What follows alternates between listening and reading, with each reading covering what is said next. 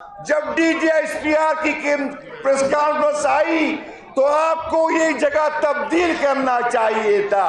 آپ کو army stadium میں جلسہ اناؤنس کرنا چاہیے تھا تاکہ پتہ چلے.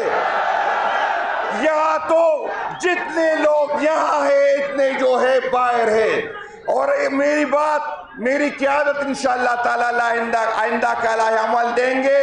لیکن اتوار کے دن ہم کو ہاتھ میں انشاءاللہ تعالی ایک اور جلسہ کریں گے جس میں D G S P R صاحب کو بتائیں گے کہ قوم عمران خان صاحب کے ساتھ کڑی ہے اور کڑی رہے گی. نعبدو و ایاک نستعین.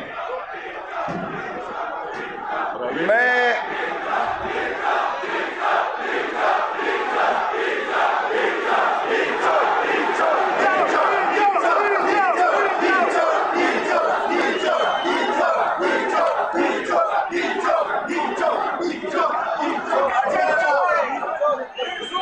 بھائی جان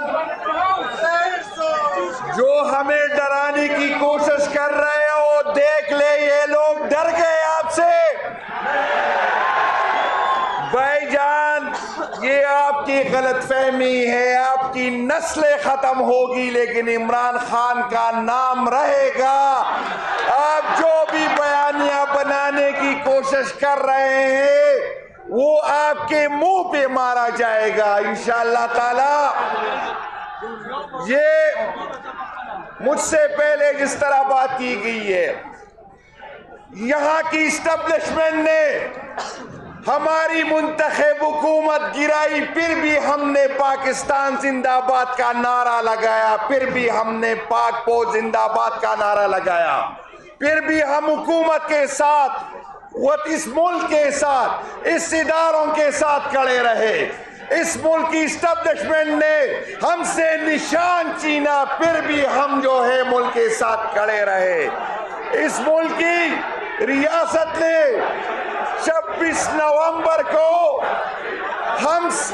ہمیں لاشیں دی, ہمارے لوگوں کو شہید کیا گیا, پھر بھی ہم نے ریاست کے ساتھ کھڑے ہونے کا وعدہ کیا, پھر بھی ہم ریاست کے ساتھ کھڑے رہے. لیکن جو آپ کی غلط فہمی ہے, یہ جو آپ کی سمجھ رہے ہیں کہ اس طرح کی ہتھ کنڈوں سے آپ ہمیں ڈرا سکیں, تو یہ آپ کی غلط فہمی ہے. ہم عمران خان صاحب کے ساتھ کھڑے ہیں, کھڑے تھے اور کھڑے رہیں گے. میں سی ایم صاحب سے ایک گلہ ہے, سی ایم صاحب اس جگہ پر جو ہم نے جلسے کا اعلان کیا تھا تو D G S P R کی پریس کانفرنس نہیں آئی تھی. جب D G S P R کی پریس کانفرنس آئی تو آپ کو یہ جگہ تبدیل کرنا چاہیے تھا. آپ کو آرمی اسٹیڈیم میں جلسہ اناؤنس کرنا چاہیے تھا تاکہ پتہ چلے. یہاں تو جتنے لوگ یہاں ہیں اتنے جو ہے باہر ہے. اور میری قیادت انشاءاللہ تعالی آئندہ کا عمل دیں گے. لیکن اتوار کے دن ہم کو ہاتھ میں انشاءاللہ تعالی ایک اور جلسہ کریں گے جس میں D G S P R صاحب کو بتائیں گے کہ قوم عمران خان صاحب کے ساتھ کڑی ہے اور کڑی رہے گی. شکریہ جی.